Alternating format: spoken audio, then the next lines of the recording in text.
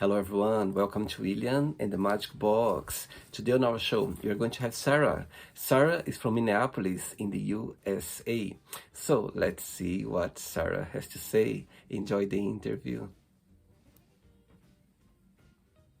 More clear who you're talking to. So, no, thank you for the camera direction too. Yeah, I'm at my Oh, kitchen table. Dogs are put away. Life is good. We're ready for this. So, thanks for taking the time. You do this every day, or how often do you do this? yes, every day. Every day. Why? Yeah. Why do you do this to yourself, William? This sounds like a It, lot of work. when you have a passion, you just do it. There's no limit. Just keep doing it. I love that. So hello, Sarah. How are you? Hey, I'm doing great. How are you, William? Very well. Thanks so much for taking the time today for the interview. Thank you. Yeah, you bet. No, thanks for having me. I really appreciate it. So tell me, how's your day going so far? My day's good. Yeah, it's been a pretty gentle start to the day, is what I would say. Got a workout in, have walked the dogs, and sort of, just living life. Great. So tell me what was the highlight of your weekend just finished now? Yeah. So the highlight, I mean, it's Pride in the Twin Cities. So I'm in the Minneapolis, Minnesota area, and Twin Cities Pride is a really big deal. Many tens of thousands, if not hundreds of thousands of people coming out to celebrate throughout the weekend. And so my wife, my two kids, and my little mentee and I marched in the Pride Parade and got to support Big Brothers Big Sisters, which is an organization that I'm really involved in. So yeah, super amazing weekend. I'm very tired, but also like just full of rainbows right now. So I'm feeling good. The, and Minneapolis is the place where you're born and raised? I was born and raised in Iowa, which is just a state south of Minnesota. But yeah, like still upper Midwest part of the United States. So then I moved to the Twin Cities in 2004 after college to play rugby of all things. And a couple broken collarbones and a broken jaw later, I have retired from rugby and I do music now. So that's kind of my jam. Amazing. So let's start the interview talking about your career as a musician. So tell me how everything started. Yeah, so I perform as Sarah something is my artist name, and gosh, my journey in music. I played piano as a kid, have always been musically inclined, but really started like writing song parodies as a kid. Didn't realize it at the time, but like looking back, very motivated and inspired by different members of my family who were doing similar things. So always loved writing parodies, but never tried to write my own music.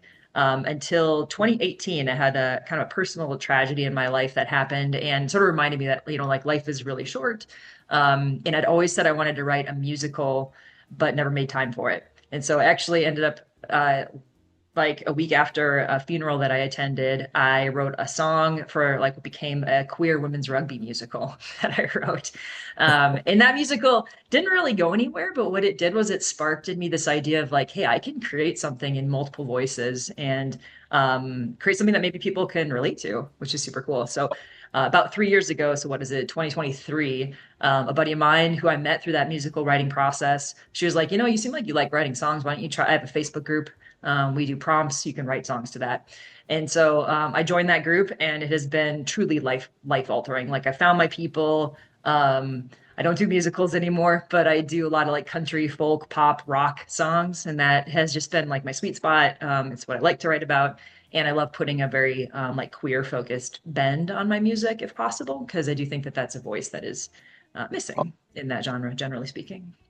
Wow, I love this story. And sometimes life uh, present us with some difficulties or some storms or some things that you're not expecting, and suddenly something lights up, or you connect with yourself deeper, and sometimes you just Right. explore your creativity. So I love that. Wow, Yeah. Yeah, amazing. exactly. Great. Sarah, so when I start the interview, I always ask my guests on the show to bring something that means a lot to them. So that could be a gift, a picture, an object, and anything you could share with us. Yeah, for sure. I mean, I would caveat with like in general, I'm not a super materialistic person. So I'm not a super like object oriented person, but I have something that I always have with me and hopefully you can see it. Oh, the background's like fuzzy now. This is where Yeah, blurring the background is no good, William. What this is, yes, oh, here I we can see go. now. I can see now. What's Yeah. that? You I can see it can't. now. So Yeah. what this is a water bottle that is made by a company called Let's Wander. It is the national parks of the United States. And what you do, so you have stickers on it, and like every time you go to a national park you get a little sticker and you put it on the park that you visited. And there's I think 63 national parks. I've maybe been to about 15 of them, but like this is something that I am always carrying with me. Of course I always need water anyway, so stay hydrated, friends. But like stay inspired, right? And so like nature inspires me.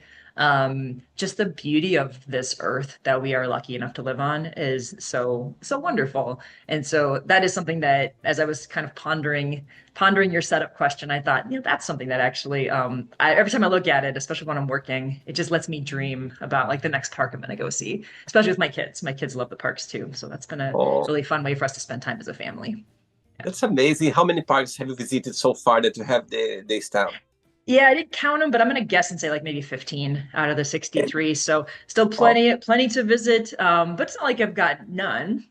So I have a few checked off. But there's some that are really clustered together. Like I haven't been to Alaska yet, and there's multiple parks in Alaska. Really haven't gotten to explore most of California. So some of those also come in chunks when you go to certain places. Yeah. amazing. Very good. Sarah, are you ready to go on a beautiful journey through memories in life and share your point of views? Let's do it. Let's try. Let's open this magic box, right? Let's see Amazing. what's in there. Welcome to William and the Magic Box. So I have here my best friend.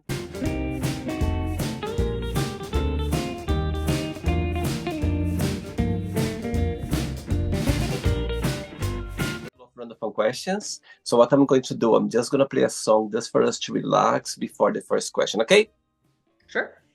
let's do it.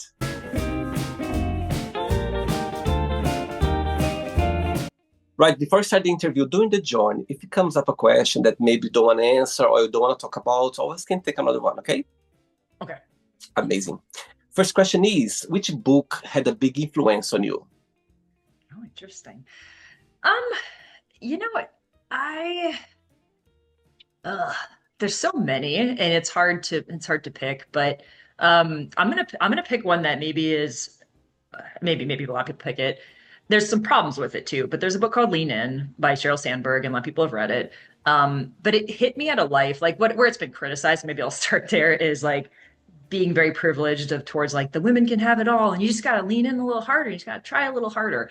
But when I read that book, it was at a point in my professional career where I needed to hear that message of like part of how you get invited to the table is you kind of demand that seat. You don't lean out physically, but like you literally lean in. And I had been in all these workspaces where I was the only female. I was very often the only queer person in that room. And so I had to start to figure out, well, like, what is my voice and how am I going to occupy space in a way that I think empowers me and also like gets to where I'm trying to go. And I think so for some of the flaws that exist, I think within the Lean In book and the mantra, I think there are some really good things that came out of it. And in particular, it just came at a time when I needed to hear that message so that Right. I could go and become a better version of myself. And I think how I've taken that forward is like I've tried to not only exemplify that, but like bring others with me. I'm a very big fan of like, if you climb higher, you reach down, you pull the next person up, like you help others Wow. move as well, because truly none of us get anywhere without the help of others. We can pretend, but it's just not possible. You need the cooperation of others to be successful. Absolutely. I totally agree with you. I think you never get anywhere alone. You need people around us to push us to somehow um, enjoy the journey as well or follow us there's always you're never gonna get there anywhere alone. That's Yeah, for right. Exactly.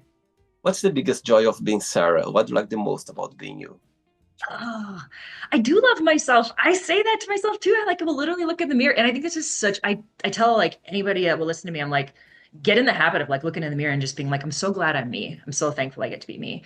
Wow. But I think one of the best things about me getting to be me is I am pretty darn resilient. Like I don't get too hung up on failures. Like failures truly are things where, and like I fail all the time, William. I am a massive failure. Let's just put that'll be your sound bit for this whole episode.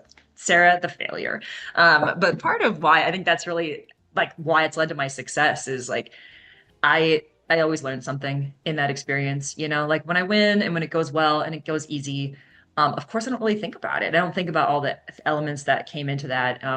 But when I fall flat on my face or when I make a huge mistake, it gives me a chance to pause and be like, okay, well, like I didn't like that feeling, and like, what's a way that I could do this differently or better? And I don't know how that got instilled in me, other than I have always been a really big dreamer, and if I want to dream and if I want to achieve something, it's going to be rocky. And I think sports, like I grew up in a sports background, so having that, I think resilience and that team attitude has served me really well in my life. You know, it's not about your own individual stats or accolades. It's like, how is the team performing? So I kind of think of it of like, yes, it's serving me, but it's also like, even in my music, it like I love this kind of queer country music bend that I'm on, but I think about those kids who might be listening to my music and identifying with it.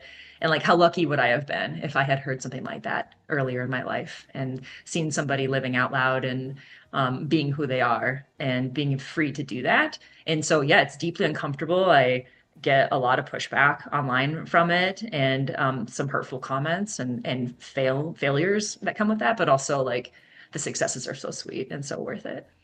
Wow.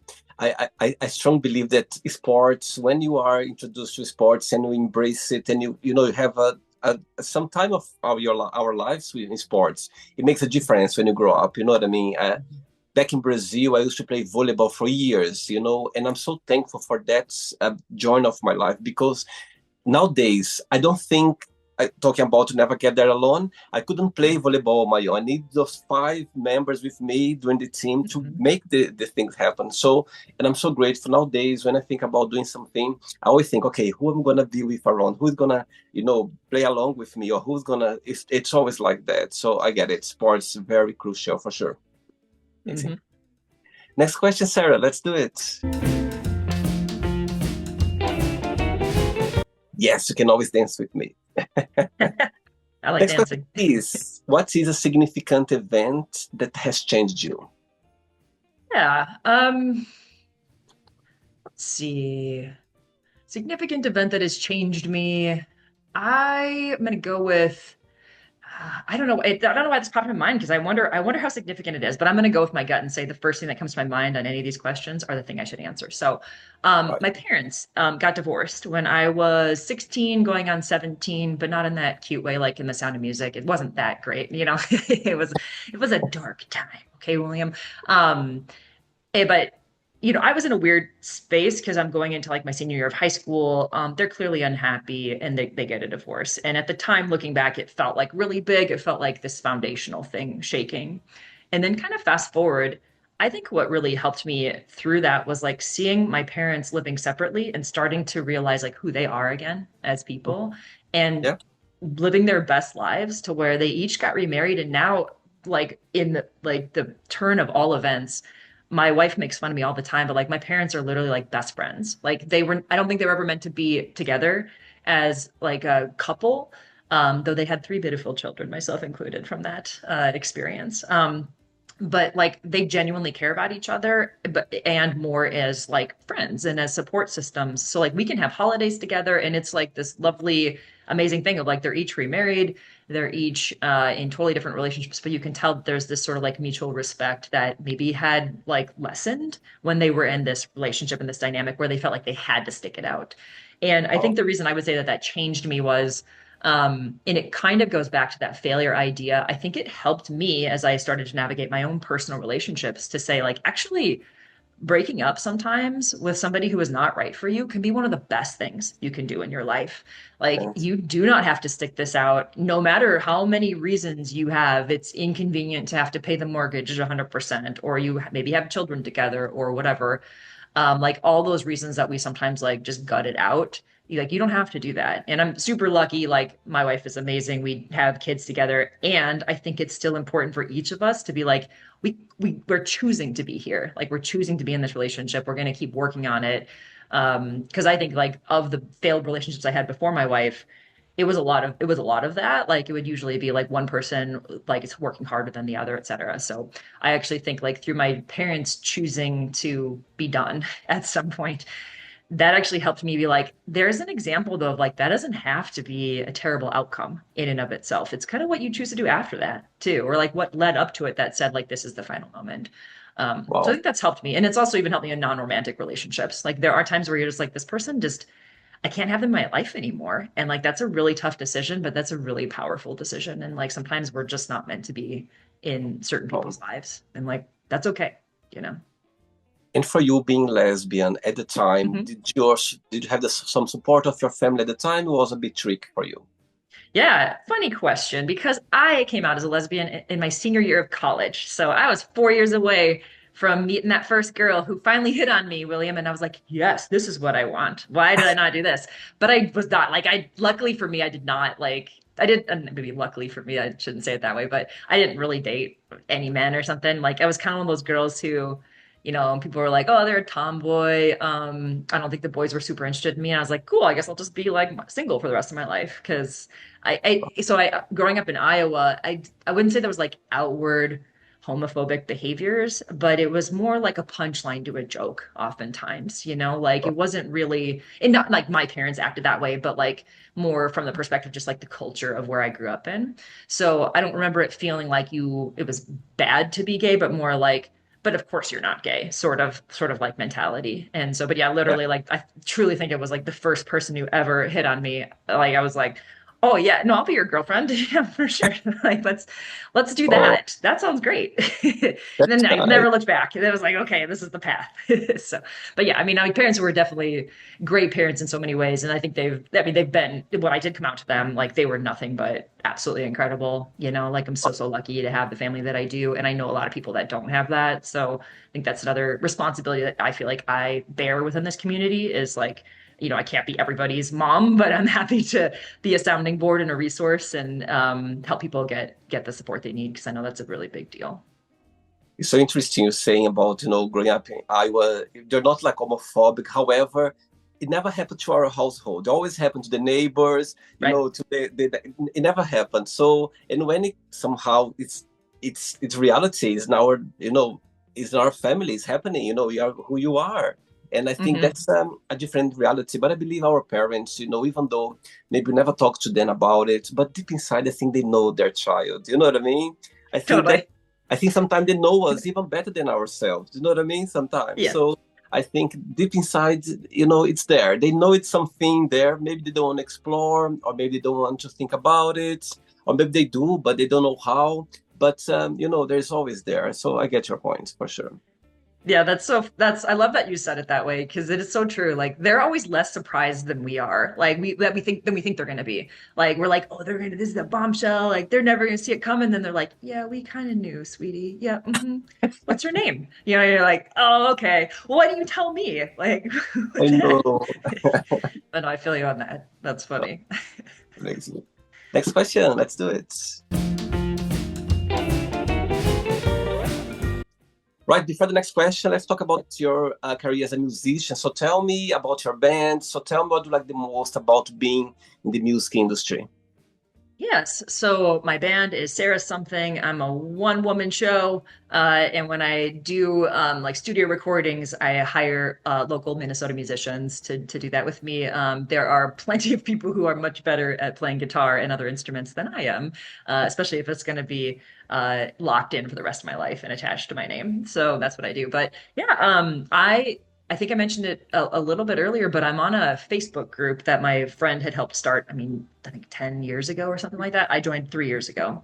And I think the biggest motivation for me was I think I always had a songwriting bug in me, but I didn't really have the spark to get it going. And this Facebook group, what I love about it is every week there's two different sessions. There's a summer and a winter session. And every week they give you a one-word prompt, and then you have to write a song in that week. You post your video and you just kind of move on. In fact, I just got a prompt yesterday. I haven't had a chance to write to it yet. But at that time boxing of like, don't overthink it, just do it. If you want to write a commercial ditty and that's 12 seconds long, cool. Do you want to write a 12-minute song? Great, also accepted. Like And what I especially love about that community is when you post the video, it's not about receiving critical feedback. It's your only obligation as a community member is to praise the song. Like even if you hate it, find one word you like about it, post that. Wow.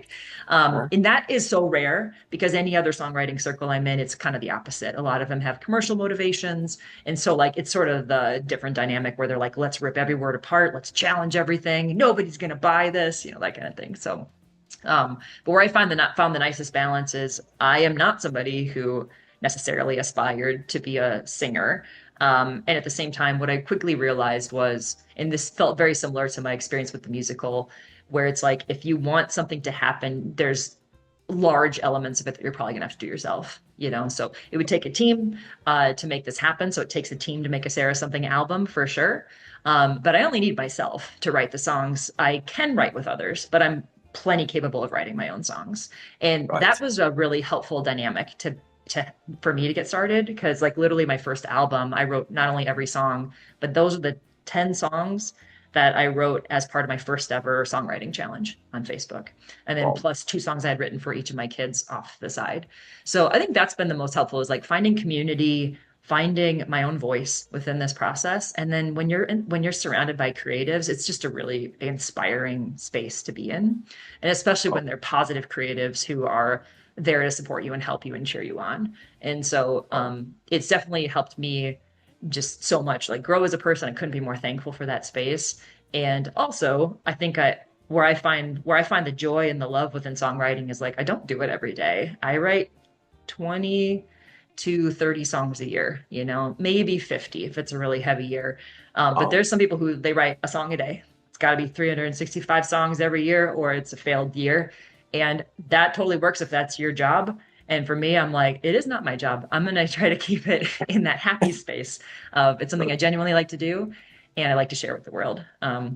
And then, yeah, this year I released a queer country album. If you haven't streamed it yet, you totally should. It's very fun.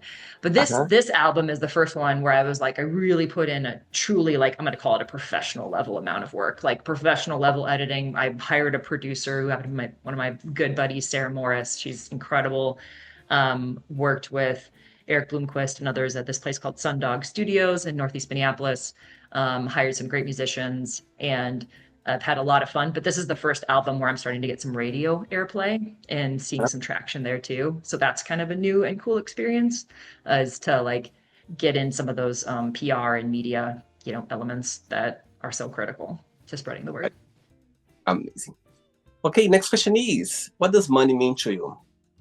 What does money mean to me? Yeah. Yeah. Okay. So my wife would tell you that I am the financial like worry wart in our family for sure. So money to me, like when I grew up, I don't remember us ever having like food and housing insecurity, but I do feel like we certainly heard no more often than not. Like we were not allowed to waste money. Money Mhm. is a tool to have the experiences that you want to have. And so that's very much my relationship with money. I feel like I learned that early on in my life. So I've always been somebody who like I will go on a lavish, amazing Icelandic, camper van experience like we did last year for our 10-year wedding anniversary, but I will Wow. fret over the cost difference of the 2 pasta sauces you put in front of me, So like 50-cent difference. I don't know. Maybe there's a there, kind of thing. So, but money is also, a way. So I see it as a tool and a mechanism to have the experiences that I want to have on this earth and to enable friends, family, people that I love to do the same.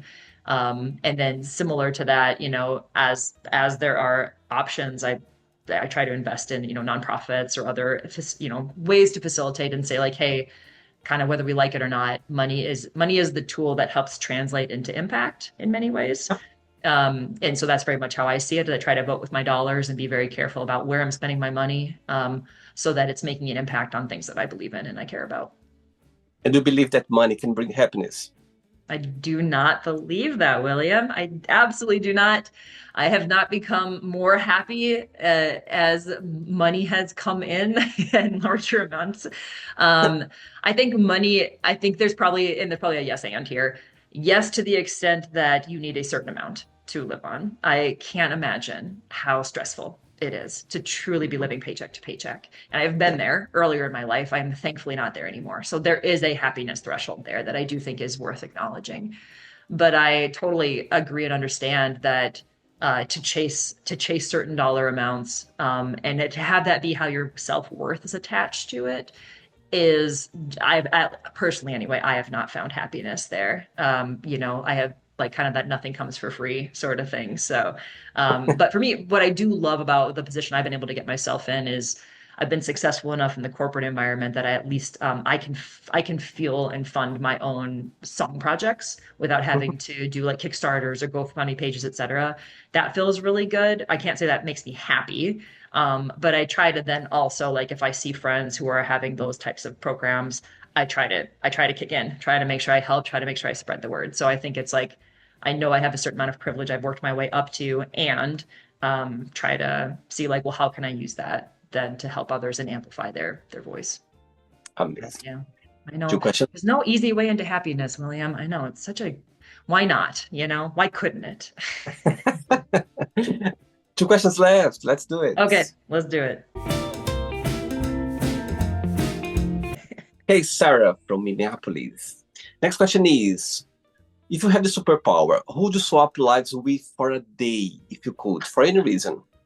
That is hilarious because that was going to be my question to you, William. That is so funny. We are in this. We're You like in like just a spoiled my mind meld. question. Just spoiled. Oh, Now I think about it. I'm joking. exactly. Nope, nope. I will come up with a different question. I can improvise. It's fine. Okay, so who would I swap lives with? Gosh, it's hard not to stay on this sort of vein of like, I wonder what it would be like to be. So I think the first person that comes to mind, just because she's so established, Brandy Carlisle would be just an interesting person to swap with. And I think part of it is, and I can't pretend like I'm not a big celebrity worshiper. You know what I mean? Like I can't even say that certainly have friends who know a heck of a lot more about Brandy Carlisle than I do. But what I do know is she's a wildly successful lesbian musician, and it would be interesting. And she has kids too. See, so like I feel like a lot of our lives have been somewhat parallel, but you know, she's fancier than I am. Wow. She clearly more famous. But I would love to just get that like, it's a little bit of that be careful what you wish for sort of moment. Like, I wonder what it would be like to be her for a day. I think a day would be all I would want anyway. But like, is it really great to be recognized when you're on the street? Is that annoying to have your autograph asked for all the time? Is it cool to hear your songs all over the place, or does it get kind of exhausting, after a Right. while? Like I would love to, it's almost more like a chance to peek a little bit into the future and be like, well, what if some of these manifestations turn out? What if Sarah something becomes the next answer to one of your lesbian queer country guests 10 years from now, kind of thing? And be like, what Wow. would it be like to be Sarah something? Um, what I would hope is that there are glimmers of joy and awesomeness. And what I would expect is that there's a whole lot of other stuff too that makes that dynamic really complex. But I think it'd be more to inform like, hey, what is this future that I think I'm trying to manifest? And do I really want that or not? Or is it better to stay as Sarah something who certain people in the Twin Cities kind of know, and occasionally I get to meet really cool people like yourself, because we're Oh. online friends. So, but um, yeah, so I don't know. I think that's who I would swap with. I don't know if that then means she has to swap into my life, in which case I think she will find actually it's a pretty cool life. She'd be very lucky to get to spend a I'm day sure. in my life, honestly. I think she would really dig it. Got a cool family. We have a lovely house and live in a great neighborhood and with great friends. So she would be lucky. But I hope I Wow. would also be lucky to maybe get a little peek into 24-hour swap. I think that sounds great. As you mentioned a few times about your wife, about your kids, and I can see that for your family, it's something that means a lot. I can see that you are grounded about family. And Yeah. you just turned 10 years anniversary with your wife last year, you said. Yeah, we just celebrated 10 years married and like Wow. 13 years together. So, yeah. So tell me, how did you pass cross for the very first time, if you can share? Yeah, totally. It is kind of a fun, funny story. So we were actually both in different relationships, but both failing or failed relationships. Right. And I was fostering dogs. So I had signed up with this dog rescue and I was fostering a dog. Her name was Poppy, and she's from Mexico. And they saved a lot of dogs from like the different parts of Mexico, usually the Cancun area. So they would port them up to Minnesota, and this is cute little Mexi mutt, super, super sweet. Her name's Poppy. It's taking her a long time to get adopted. I'm at a dog adoption event at a dog pet store, and as the story goes, like Megan and her then husband at the time like are turning a corner, and I just see this like I don't know, this is like sparkle coming off of her, and I'm just like, whoa, who is that? But like I'm not gonna try to break up a marriage, and I'm in a Of relationship course. too. So our first meeting was actually in August of 2012, and that was just like at this event, but more like the spark of like, oh, that's a really cool person. Like, what an interest. So I just called her my straight crush because she clearly was straight and she's in a relationship. And I'm like, no, I'm not interested in that. Right. And then it really kind of fast forwarded to it wasn't until like New Year's. So like going into 2013, my relationship at the time is totally dead. That person has moved out. And I find out like, oh, actually Megan's like relationship is also not great. And then like I think about 2 months after that, we were able to like kind of go on our first date and go from there. And Oh it my just sort of worked out God. well. But yeah, it's kind of a funny timeline because like sometimes, I almost think it was better that we didn't get to like be together right away. Like maybe there was Hmm. like a goodness that came out of that because it also was good for both of us to have the maturity to be like, well, there's a connection there, but like the circumstances are such that it doesn't make sense to do this. Oh, And like being friends is cool too, kind of thing. So, but even our friendship was sort of like scattered. It wasn't like we were hanging out a lot or anything.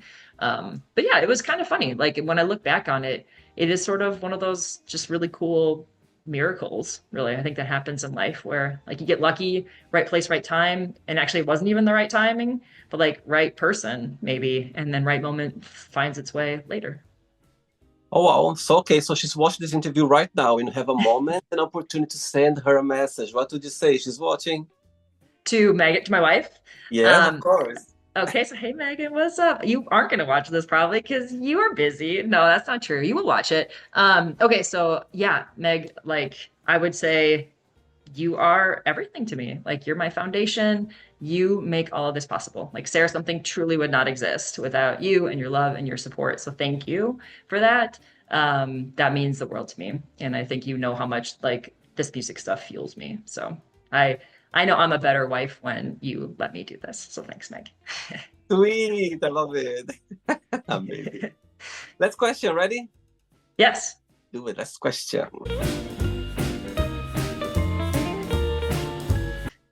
Okay, before the last question, Sarah, let's do a little game. So let's pretend that tell me three names in the music industry that you always be inspired by, or maybe would you like to collaborate with one day. So tell me three names that for you there is a connection in the music industry. Mm. Okay. Let's see. Let's go with um ooh, well, okay. Let's go with we already talked about her. So let's do Brandy Carlisle. Let's Okay. girlfriend. Let's do Brooke Eden. So she's a Okay. queer country singer that I think we could be friends. Uh, and then I would probably go with Brandy Clark, who's also a queer country singer. So a couple Brandys and a Brooke. They're all B names. I wasn't expecting that. Even I All surprised myself. Okay, so now the question is going to be a bit tougher now, the second part of the question. One day, Great. you're going to wake up in the morning having three missed calls on your phone from those three names you just mentioned right now. Which one you're going to call back straight away?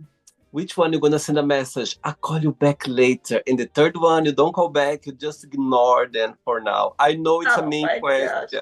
I know. Wow, rude, rude, rude, rude. I take the It's blame. such I an take the evil blame. setup. I take the Okay, blame. okay. Great, thanks. Thanks. Okay, I'm gonna go immediately call back. Well, that's tricky. I mean, I'm gonna go immediately call back Brandy Carlisle, and part of my justification there is she's had the most commercial success. I honestly don't think our music meshes that well, but I'm gonna just make a bet that she's great to work with and we would have a lot of fun. So I'm gonna call back Brandy Carlisle. I'm gonna text um I'm gonna text Brooke Eden Yeah, I'm gonna text Brooke Eden because she's connected to Chris Hausman and Adam Mack, and they formed the Cow Gaze. So she's got a network and she's pretty heavily invested in the queer community. So I'm gonna go with that. And then I guess I'd ghost Brandy Clark. Brandy, I freaking love you. Okay, so this is William's fault. Um, Totally me. Totally. then my justification there would be I think it's too big of a draw towards Brandy and Brandy Carlisle and Brooke Eden to do that. And Brandy Clark, I think you would it would my assumption might have been like maybe it was a courtesy that you got back to me. So because I'm just Sarah something. It's not you, it's me. Okay. Love it. Okay, last question is, which question you don't have an answer for? Which question do I not have an answer for? Yeah. I mean, and I'm a decent improviser, but I don't think I have like a real I could come up with an answer, but I don't think I have a strong opinion on like kind of those questions of like where do you want to be in 5 years or where do you want to be in 10 years? Because I just don't think like that. I don't think in terms of like this is the next thing. It doesn't mean I don't think in terms of goals or milestones, but I don't put arbitrary timelines on them. And I also don't think that things have to unravel on a certain period of time. I think it's more like, what are the habits I want to form today that might help me achieve this general vision that I have tomorrow? But staying really open on what that outcome could look like has kept me a lot happier and focused. Well, I love your answer, and it's so true. When those questions come along, you go like, Yeah. not sure because it's you're in the present. You just want to live the present. Of course, you have plans, you make plans, but when you put like a time, it makes a bit tricky. Do you know what I mean? Yeah, I for get it. sure. Amazing. For sure. Right, so then yet, let's play now the word association game. Okay, I'm going to say some words. Just tell me one word that comes to your mind. Quick thinking. Okay, Okay. one word for family, Love, money, trouble, fear, fear, mongering, love, rainbow, religion, scary, sex, awesome, politics, oily, friendship, necessary, desire, hot. regrets,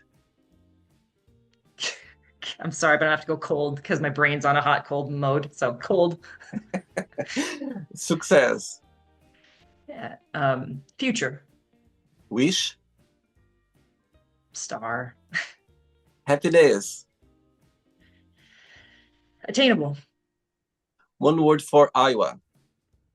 Corn. Gotta go corn all the I way. love it. I had some guests from Iowa and they said the same. They said corn. Yeah, it's Love gotta it. be corn. I'm so sorry, Iowa. Or Hawkeyes, because I love the Hawkeyes. So, but yeah, it's too strong of a connection. I don't think anybody from Iowa can break that connection. I'm so sorry. Wow.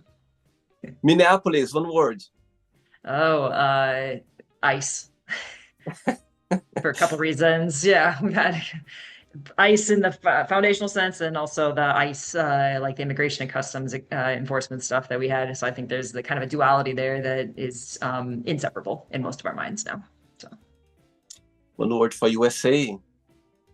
from USA, uh, complicated, Okay. One word for music. soulful, Oh. And the last one now, Sarah something. One word. happy. Yeah, Beautiful. I really try to be happy. I try to spread joy, queer joy. Wow. Let's pretend now I'm going to meet your wife for a coffee and I'm going to ask her, define Sarah in one positive and one negative word only. What she would say about you? She would say, I think she'd be quick to say I'm very ambitious. That would be Yeah, her positive word. And then I think her negative word, she would say something to the effect of overconfident. I see.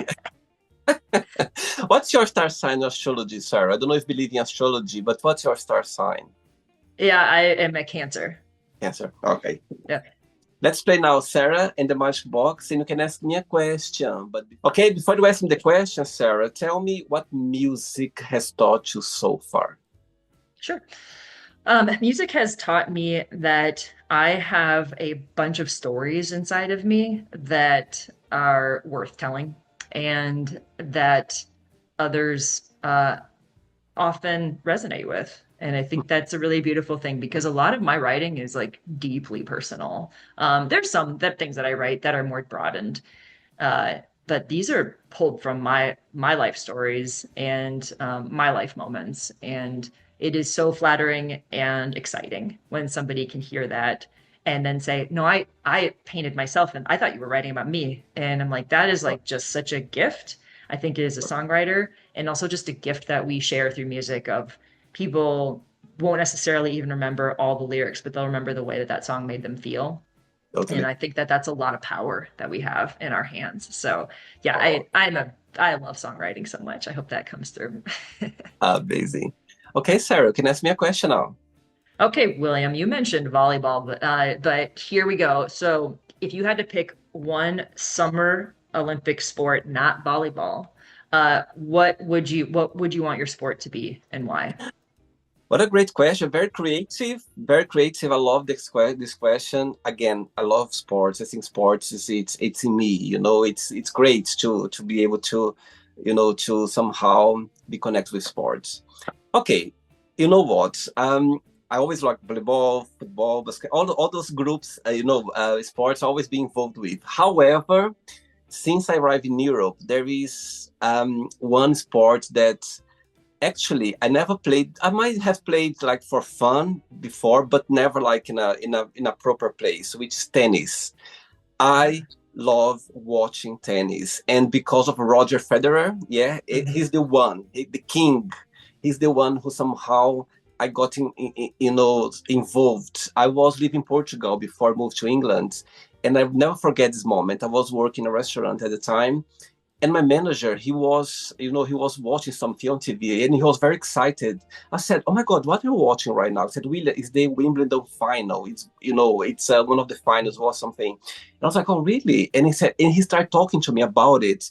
And Roger Federer was playing. I said, "Who is this guy?" And from that day on, that's it. I became a big fan of watching tennis. So yes, I would go for tennis, and because of him as well, because somehow this beautiful way. I don't know if you've seen him playing or the way he plays, very classic, very beautiful. I just love it, and that's how I got hooked to tennis. So yeah, I would go for tennis for sure. I love that. I'm a huge tennis fan too, and same, yeah, Federer's incredible. Just so smooth. The way he can cover a court is Beautiful. unreal. I mean, I could It's only that'd be a fun person to swap like bodies with for a day too. It'd be like, what does that feel like to be that strong and that smooth? Totally. And he's so kind, you can tell about his personality as well. He come across a nice person, you know what I mean? You Hmm. see, he had so many fans around the world, like in Asia, people, they literally have those t-shirts, and I just love it. There's something about him and he's quite tall, actually. I went to see once, and I was like, I was expected to be that tall. You know what I mean? So Yes, I love yeah, that. yeah, So tennis is wait, have you seen a match at Wimbledon then? Have you been able not to at go? Wimbledon, Okay. unfortunately, but I went to, Yeah. this ATM final when the Yeah, yeah. seventh best. So I went to watch in London in the O2 Arena, you know what I mean? And he lost that game, the first one. Ah, However, the entrance, oh my God, his entrance in the stadium, I was like, oh my God, I feel like in a rock and roll, stadium now, because there was literally like a proper entrance. I was like, wow, you know what I mean? yeah. So yeah, Roger Federer. And since then, I got hooked up to tennis.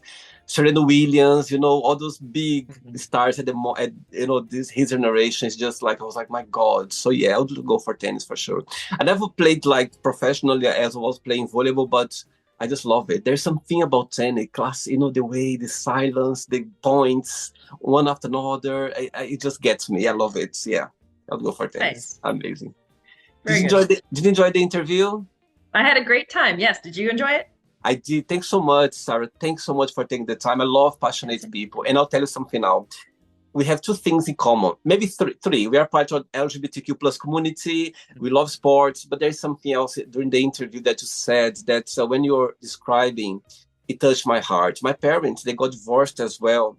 And since then, they became a much happier person in their lives. Literally, they got married. My dad got another family as well. My mom, she she got a partner, but they didn't have kids. But they're not best friends, but they can talk. They are, if they need to talk about Yeah. something, they can talk. They are, they're not best friends. They're friends. They can relate to each other. And growing up back in Brazil, the memories I have from my parents always fighting, having arguments about this and that. And when they separated, I was like, oh my God, that was the best thing you've done in your life. And they became, so happier afterwards. You know, so happy people. I will look at them and I go like, my God, you needed to go through that. They became parents very young as well. You know what I mean? So they didn't know how to parenting at the time. And now I see my dad like being a dad, I go like, oh my God, I feel so happy to see them, raising his children, in a different way. I was really being raised by maybe, you know, let's say young adult, because he was like 21, 22. My mom was 18, 19. So they were very young. And now Yeah. looking back, so yeah, when you were describing a little bit, it made me go back to my childhood memories. And I was like, oh, I know what she means. I know exactly what she means. So yeah, thanks again for sharing that. Thanks for being so kind and accepting my invitation. And before you go, if you can share a positive message, a quote, or anything that you live by. Sure. Yeah, this is a quote that a former boss of mine taught me that has really resonated. So it's pretty well used, but it's called "Chance favors the prepared mind." And what that reminds me of is I think too often we put ourselves in a victim mentality. We're sort of like, oh, this isn't happening to me or for me or whatever. And I think that idea of like chance favoring the prepared mind really allows you to take back some of that power and sort of say like, hey, you actually have a lot more within your control than you realize. And I think when you stay open to what that final outcome can look like, it just is a much more beautiful experience. I think that's something that has held true for me in my music as well as my like professional career. And yeah, hopefully that resonates with somebody because I know it's resonated with me. Amazing, very good. All right, I Thanks appreciate you. again, Sarah. Regards to your wife, to your kids and family, and you keep in touch. It was a pleasure having you on the show. Okay, Yeah, same. Thank you so much for having take me. care. See ya. Bye bye. All Bye right, bye. bye. So, did you like the show? Don't forget to give a like, share it, and also don't forget to subscribe to the channel. And if you'd like to be part of the show as well, first subscribe to our channel, and after that, just go to our website www.williamandthemagicbox.com and send us a request saying why would you like to be part of the show. And I see you there. Bye bye. See you next time.